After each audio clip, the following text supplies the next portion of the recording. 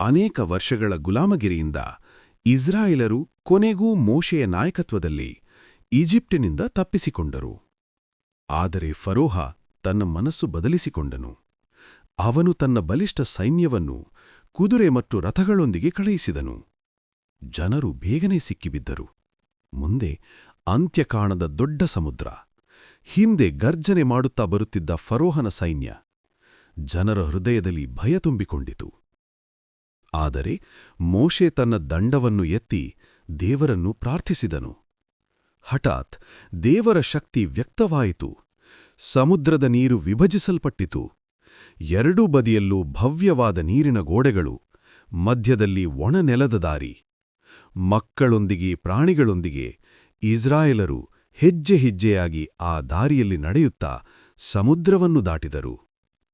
ದೇವರ ಕೈ ಅವರ ಮೇಲಿತ್ತು. ಫರೋಹನ ಸೈನ್ಯವು ಅವರನ್ನು ಹಿಂಬಾಲಿಸಿ ಒಳನುಗ್ಗಿತು.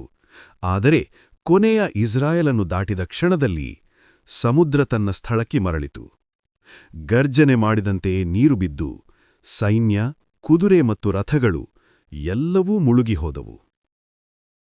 ಮತ್ತೊಂದು ಪಕ್ಕದಲ್ಲಿ ನಿಂತ ಇಸ್ರಾಯೇಲರು ತಮ್ಮ ಕೈಗಳನ್ನು ಎತ್ತಿ ಜಯೋದ್ಘೋಷ ಮಾಡಿದರು.